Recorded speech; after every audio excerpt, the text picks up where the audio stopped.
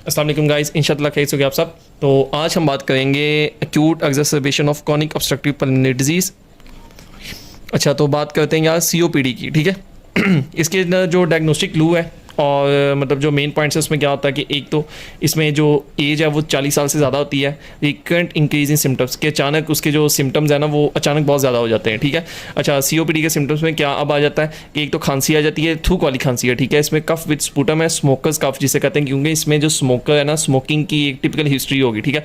उसके बाद ब्रेथलेसनेस है, इसके अंदर साइनोसिस है, पेरिफेरल एडिमा है, यानी पेरिफेरल एडिमा हो जाएगा इसमें, ठीक है। और अल्टरेशन ऑफ कॉन्शियसनेस मतलब बेहोशी वाला सीन आएगा, ठीक है। 40 साल से ज़्यादा उम्र है और सीओपीडी के सिम्टम अचानक ज़्यादा हो जाएंगे। ये एक्यूट एक्सरसेबेशन ऑफ सीओपीडी की जो पास्ट पेपर्स के अंदर है उसकी हम बात कर रहे हैं। और सीओपीडी के जो सिम्टम्स हैं उसमें क्या है कि थूक वाली खांसी है, ब्रेथलेसनेस है, साइनोसिस है, पेरिफेरल एडिमा और अल्टरेशन ऑफ कॉन्शियसनेस है, ठीक है। ये चंद पॉइंट्स हैं, ये होने चाहिए। अच्छा, अब जैसे उसने बताया कि 60 साल का मेल है, ठीक है। उसके बाद प्रोग्रेसिव शॉर्टनेस ऑफ ब्रेथ आ गई है, कफ आ गया एक्सपेक्टोरेशन के साथ, और इसमें उसने बता दिया कि 6 महीने से ये मसला खांसी वाला थूक के साथ, और साथ उसने बता दिया कि इंक्रीज़ हुआ इसके सिस्टम। और लेकिन यहाँ एक टिपिकल उसने बता दिया कि ये स्मोकर है, स्मोकर जहाँ आ गया और इंक्रीज़ हो गया, ब्रेथलेसनेस वगैरह आ गई, ठीक है।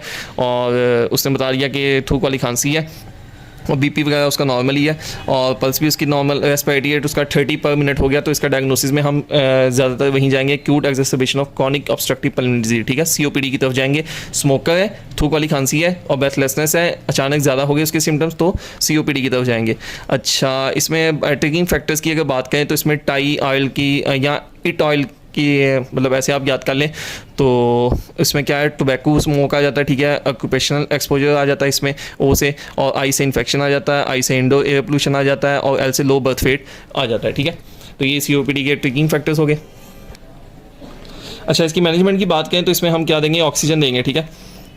ऑक्सीजन थेरेपी है, ब्रोंकोडायलेटर, साबासामा आ गए, ठीक है, ग्लूकोकॉर्टिकॉइड्स आ गए यानी स्टेरॉइड्स आ गए, ऑल पेडनिसोलोन आ गया, एंटीबायोटिक थेरेपी इसमें दे देंगे, माइनोपेनिसिलिन दे देंगे, मैकोलिडिन, टेट्रासाइक्लिन दे देंगे इसमें। और जो लॉन्ग टर्म इसमें ब्लू बॉक्स में लिखा है कि LTOT long term oxygen therapy increase कर देती है सर्वाइवल सीओपीडी पेशेंट का। तो एडिशनल थेरेपी में हम इसमें डायरेटिक दे देंगे और नॉन इन्वेजिव वेंटिलेशन भी है इसमें, ठीक है। एंडोटेकल इंट्यूबेशन है, और इन केस ऑफ एस्पायरिटी एसिडोसिस के अगर हो जाए pH 7.3 से कम हो जाए यानी एस्पायरिटी एसिडोसिस हो जाए तो हम इसमें नॉन इन्वेजिव वेंटिलेशन करेंगे। मेन इसमें क्या है कि ऑक्सीजन आपने देनी है, ठीक है, ब्रोंकोडायलेटर दे देने, साबासामा दे देने इसके अंदर, और ग्लूकोकॉर्टिकॉइड्स, एंटीबायोटिक थेरेपी वगैरह दे देंगे, नॉन इन्वेजिव वेंटिलेशन अगर एस्पायरिटी एसिडोसिस हो जाए, ठीक हो गया। अच्छा, उसके बाद हम बात करते हैं इसका एक और जो क्वेश्चन आया हुआ है उसमें 60 साल का हैवी स्मोकर, मतलब उसने टिपिकल दे दिया कि स्मोकर आ गया। स्मोकिंग की जहाँ हिस्ट्री होगी आपने सीओपीडी की तरफ फ़ौरन आपका जहन जाना चाहिए। अच्छा, उसमें डिस्पनिया, वीज़ है और साइनोसिस है, हिस्ट्री ऑफ टीबी की पहले की हिस्ट्री है, कैपिटेशंस आ गए इसमें, वीज़ आ गया, और ब्लड प्रेशर भी इसका इंक्रीज़ है, और ब्रीथिंग रेट्स में इंक्रीज़ है। पिछले क्वेश्चन में भी ब्रीथिंग रेट इंक्रीज़ था, अब फिर आ गया इंक्रीज़। अच्छा, तो इसमें इन्वेस्टिगेशन आप क्या करानी है, जो भी अगर मतलब रेस्पिरेटरी से रिलेटेड इन्वेस्टिगेशन है वो ये देख लेंगे, जर्नल ही है जिसमें इमेजिंग में चेस्ट एक्स से HRCT है, एस्थमा में भी हम ये कराते हैं, ठीक है। और जो PFTs हैं ये भी एस्थमा में कराते हैं।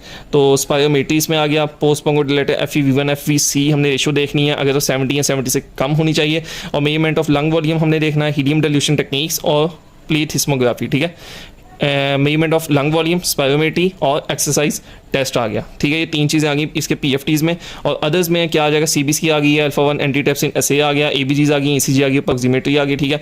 Management of acute attack of COPD वो ये सेम है कि आपने ऑक्सीजन देनी है, ग्लूकोकॉर्टिकॉइड्स देने हैं, ब्रोंकोडायलेटर देने, साबासामा आ गया, एंटीबायोटिक थेरेपी इसमें दे देनी है, नॉन इन्वेजिव वेंटिलेशन और एडिशनल थेरेपी इसमें आ गई, जिसमें डायरेटिक है फॉर एडिमा, एडिमा को ट्रीट करने के लिए यानी पानी निकालना है जिसमें से, तो डायरेटिक हम उसमें दे देंगे, ठीक हो गया। अच्छा, उसमें है कि what is the risk of giving high concentration of oxygen to this patient, ठीक है। इसका रिस्क क्या है, तो इसमें रिस्क क्या है कि may cause respiratory depression and worsening acidosis. 2 risk हैं, एक तो एस्पायरिटी डिप्रेशन करा सकता है बहुत ज़्यादा ऑक्सीजन देना इसे, और इसकी एसिडोसिस को ख़राब कर सकता है, ठीक हो गया। अच्छा, अब आगे तीसरे क्वेश्चन की तरफ जाते हैं। अच्छा, तीसरे क्वेश्चन में वो क्या कहा है कि 56 ईयर ओल्ड COPD पेशेंट है, ऑलरेडी उसने बता दिया कि COPD पेशेंट है, वर्सनिंग डिस्पनिया, कफ और इंक्रीजिंग पूल एंड स्पूटम है, ठीक है। और 4 दिनों की हिस्ट्री है इसमें, कोस क्रैकल्स आ गए हमें, स्कल्टेशन के ऊपर एक्सपायरिटी, वीज़ आ गई है, पल्स इसमें 112 ज़्यादा है और BP इसमें ज़्यादा है। तो डायग्नोसिस में acute exacerbation of chronic obstructive pulmonary disease आ गया, सीओपीडी की एक्सरसेबेशन होगी। इन्वेस्टिगेशन और ट्रीटमेंट सेम वही है, ठीक है, जो ऊपर वाले हमने बात की, जिसमें क्या आ जाएगा, इमेजिंग आ जाएगी, पीएफटीज़ आ जाएंगे, पीएफटीज़ में spirometry, measurement of lung volume है, और एक्सरसाइज टेस्ट आ गया, बाकी CBC, ABGs, ECG, pulse oximetry, alpha one antitrypsin, ऐसे ये चीज़ें आपने करनी है, ठीक हो गया। अच्छा, अगले क्वेश्चन की तरफ जाते हैं। क्वेश्चन 4 है, इसमें उसने क्या कि नॉन केस है सीओपीडी का, वर्सनिंग डिस्पनिया कफ है, ग्रीनिश स्पूटम है इसमें, और बीपी भी 130 है। इसके अलावा अच्छा, इसके अलावा उसने क्या बताया, रेस्पिरेटरी इसमें 24 है, और ऑक्सीजन सैचुरेशन ऑन पल्स में क्या 89%, ऑक्सीजन सैचुरेशन इसमें डिक्रीज है, टेम्परेचर 100 है फ़ारेनहाइट है। अच्छा, उसके बाद डिस्पनी का but able to speak sentences है, फ्यू सेंटेंसेस बोल सकता है। 8 months ago only after his last COPD exacerbation पोस्टपोनेटिव।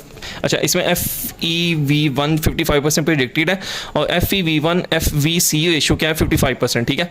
तो previously smoked 25 cigarettes per day, ठीक है, तो इसमें फिर टिपिकल वही स्मोकिंग हिस्ट्री आ गई। और व्हाट इज़ योर डायग्नोसिस, तो हमें पता है कि सीओपीडी का नॉन पेशेंट था, वर्सिंग अटैक के साथ आया, तो इसमें क्या आ जाएगा, एक्यूट एक्सरसेबेशन ऑफ सीओपीडी, ठीक हो गया। अच्छा, इन्वेस्टिगेशन इसमें सेम वही जो पहले हमने बात की। अब इसमें आपने बताना कि what was his COPD stage 8 months ago, 8 महीने पहले इसकी स्टेज क्या थी, तो इसमें स्टेज 2 थी। वो सीओपीडी की स्टेजेस अभी हम बात करते हैं। मॉडरेट सीओपीडी है दूसरी स्टेज, क्योंकि इसमें जो FEV1 है ना वो 50 to 79% इसमें है। ये देखो आप इधर 55% है, ठीक है, ये 55% उसने दिया हुआ है। FEV1 FVC रेशो जो है, तो ये 55% है, तो ये क्या है, नॉर्मली 50 से 79% के दरमियान है। तो NICE गाइडलाइंस के मुताबिक ये स्टेज 2 आ गई, ठीक है, सीओपीडी इसमें आ गई। अच्छा, उसमें अब हम बात करते हैं क्वेश्चन नंबर 5 की। क्वेश्चन नंबर 5 में वो क्या कहता है, हाँ, उसमें उसने बात की है कि 60 साल का मेल है, 50 सिगरेटें पीता है, ठीक है। अब देखो फिर टिपिकल सिगरेट की आ गई हिस्ट्री, कफ है, थूक वाली खांसी आ गई है, सांस चढ़ना, इसमें ब्रेथलेसनेस आ गया इसमें, ठीक है, मतलब काम करता तो उसे सांस फूल जाता उसका। तो how do you confirm that disease suspected and how will you assess it's severity. Suspected disease इसमें हमें सीओपीडी है, जहाँ भी स्मोकर हो, थूक वाली खांसी साथ आ जाए और उसमें सांस उसका फूलता हो काम करके, तो हम कहाँ जाएंगे, सीओपीडी की तरफ ही जाएंगे। और इसमें इन्वेस्टिगेशन हमने क्या करानी है, इन्वेस्टिगेशन वही इमेजिंग है, जिसमें चेस्ट एक्स है, CT स्कैन है, और स्पायरोमेट्री है, मेजरमेंट ऑफ लंग वॉल्यूम आ गया, एक्सरसाइज टेस्ट आ गया, CBC अल्फा-1 एंटीट्रिप्सिन SA आ गया, ABGs आ गई, ECG आ गई, पल्स ऑक्सीमेट्री आ गई, ठीक है। अच्छा, अब इसमें stages, classification, assessment and classification of severity कैसे है। अच्छा, ये कैसे है कि PD FEV1 बटा FVC लेस देन 0.7, ये हमने चारों में लिखना है। FEV1 डिवाइडेड बाय FVC 0.7, ये सब में लिख के आगे ये साइन डाल के उसके बाद FEV1 ये सब में लिख देना। अच्छा, ये क्या है, 80 या 80% से ज़्यादा हो तो माइल्ड सीओपीडी, 50 से 79% तक हो तो मॉडरेट, 30 से 49% तक हो तो स्वीयर है, और लेस दैन 30% हो तो वेरी स्वीयर है रेशो, ठीक है। तो मैंने ये ऐसे याद किया हुआ 80 50 30, ठीक है। दूसरी स्टेज लेस देन 80 है, तीसरी लेस देन 50 है, और चौथी लेस देन 30 है, ठीक है। माइल्ड, मॉडरेट, स्वीयर और वेरी स्वीयर सीओपीडी, ठीक हो गया। अच्छा, उसके बाद है डिवेल्प प्रॉब्लम, एक्यूट एक्सरसेबेशन है, इसमें जाहिर बात है डिवेल्प इसने कर ली है।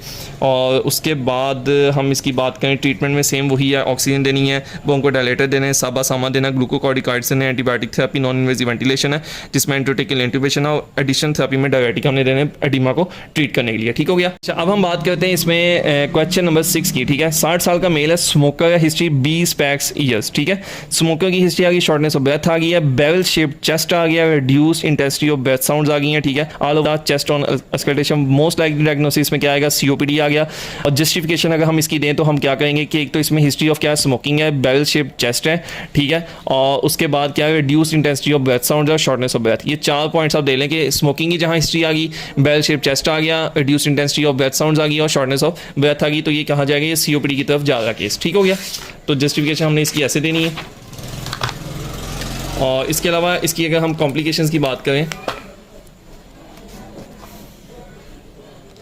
अच्छा, कॉम्प्लिकेशंस में क्या आ जाएंगी, acute exacerbation, most common causes infection है, नॉन कम्प्लायंस विद थेरेपी है, कार्डियक डिजीज़ है, और कि मतलब गोलियां वगैरह नहीं सही तरह खाता हो, कोई दिल का उसका मसला है, ठीक है। उसके बाद स्कैंडी पॉलीसीथीमिया इसमें आ जाएगा, pulmonary hypertension and core pulmonary, ठीक है। एक्यूट एक्सरसेबेशन मतलब वो वर्सिंग अटैक होगी उसके, और स्कैंडी पॉलीसीथीमिया इसमें हो जाएगा, पल्मोनरी हाइपरटेंशन कोर पल्मोनरी इसमें हो जाएगा, ठीक है। तो ये था सीओपीडी के बारे में, तो बाकी इंशाल्लाह आगे भी देखते हैं।